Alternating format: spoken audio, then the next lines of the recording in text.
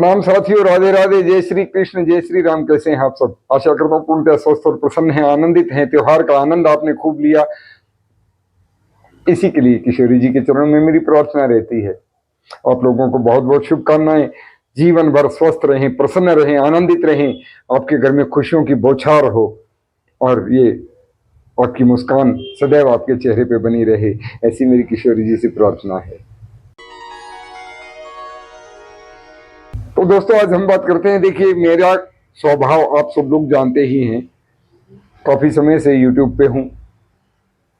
स्वभावतः यदि मुझसे कोई अपराध हो जाए, कोई ऐसा शब्द निकले जो कहीं हार्म करे, कहीं चुभे, तो उसके लिए मैं दोनों हाथ बांध कर आपसे प्रार्थना करता हूं कि मुझे बालक समझकर क्षमा कर दें। लेकिन सच बोलना, सीधी बात बोलना, एक मेडिकल लाइन के प्रोफेशन में होते हुए और ज्योतिष का विद्यार्थी होते हुए, शोधार्थी होते हुए, जो मुझे आप लोगों के लिए आसान और सरल लगता है, जिससे कि आपका समय, धन और मेहनत जाया ना जाए, आपकी जेब ना कटे, उसके लिए मुझसे जो भी बन पड़ता है मैं आप लोगों को बताता रहता हूं। आपको अपने लिए कोई विशेष उपाय चाहिए तो आप अपने शहर में अपने किसी अच्छे ज्योतिषाचार्य से अपनी जन्म कुंडली का विश्लेषण करवाएं और उनसे उपाय पूछें।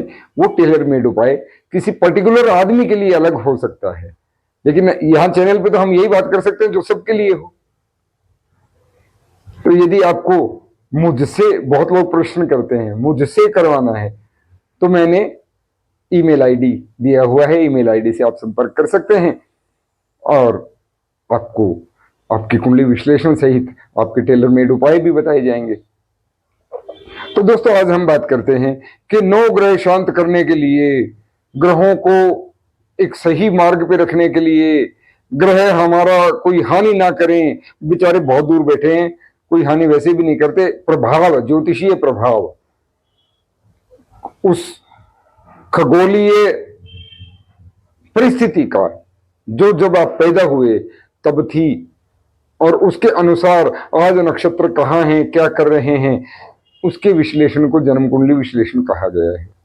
तो उसके लिए अब उन ग्रहों को हम सीधा कर देंगे, हम ये कर देंगे। बहुत लोग दावा करने वाले लोग भी हैं।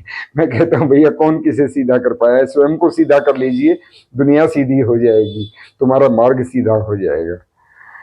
हाँ? लेकिन होती हैं। तो सब लोगों के लिए कितना फ्री का और सरल उपाय। देखिए, सारे ग्रह आपको शुभ फल देने लगेंगे। मैं तो सीधी सच्ची बात करता हूं, सभी ग्रहों का शुभ फल चाहिए और आप पाखंड में नहीं घुसना चाहते, बिल्कुल नहीं घुसना चाहते। आप वहां नहीं जाना चाहते, ये नहीं करना चाहते, वो दान नहीं करना चाहते। सभी ग्रहों को सकारात्मक प्रभाव देने वाला उपाय सबके लिए। कितना सरल उपाय है, फ्री का उपाय, आप सब करें। हमारी धार्मिक पुस्तकों में, हमारे ग्रंथों में सब जगह वर्णित है, लेकिन करता कौन है? करता कोई नहीं भाई। मैं एक ही बात कहता हूं, सूर्योदय से पूर्व उठ के नहा लें। Take a bath before sunrise. अब आप कहें इसका ज्योतिष से क्या मतलब? पहली बात तो इतनी, सुबह आजकल कौन उठता है? हाँ जी, आप उठिए। यदि आपको सभी ग्रहों का सकारात्मक प्रभाव चाहिए, आप उठिए।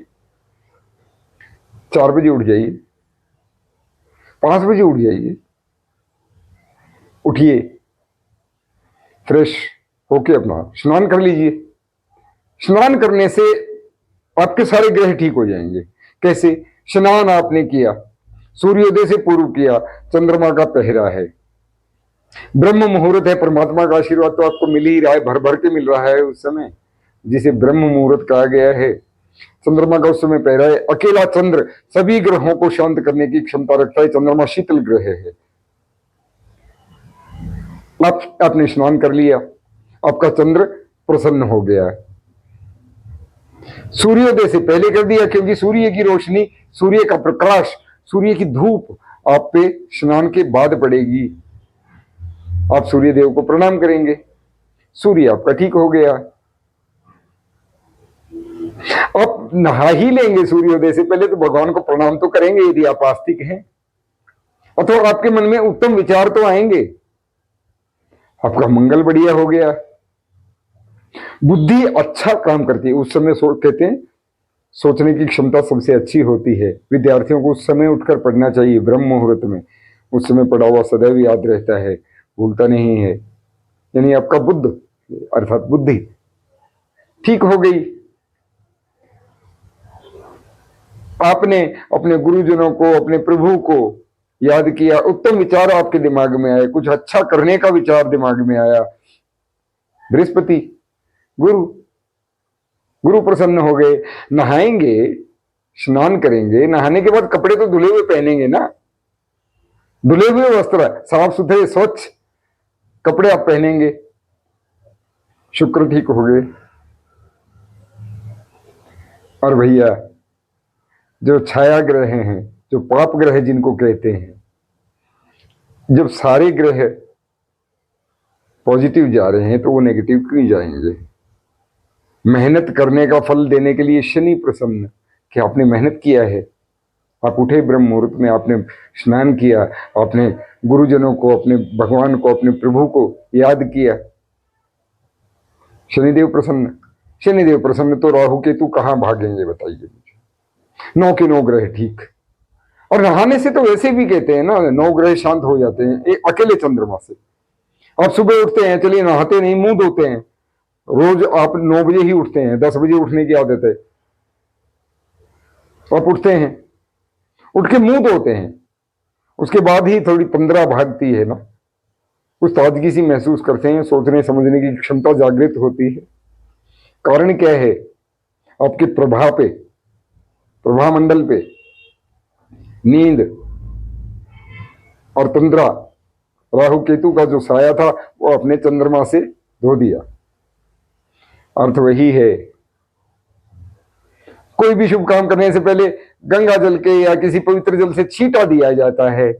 कारण वही है, चंद्रमा नकारात्मकताएं दूर करता है, शीतल ग्रह है, शीतलता है। लेकिन इतनी छोटी बातें इतनी बारीकी से आपको कोई बताएगा नहीं, क्योंकि फ्री में बता दिया तो फिर हमें क्या मिला, हमारी इनकम का क्या, हम खामखा ज्योतिषी बने बैठे हैं क्या? इसलिए ये सब बातें गोपनीय रखी जाती हैं, पैसे लेके बता दी जाती हैं। तो ये ऐसी चीजें हैं जो आप सबको आजमानी चाहिए, आप सबको आजमानी चाहिए, है ना। तो राधे राधे बोलते रहें, प्रभु सुमिरन करें, प्रभु का नाम लें, प्रकृति का ध्यान रखें, प्रकृति की सेवा करें, सुरक्षा करें, प्रकृति से प्रेम करें, इसी में जीवन है। एक बार फिर मेरे साथ बोल दीजिए ना, राधे राधे।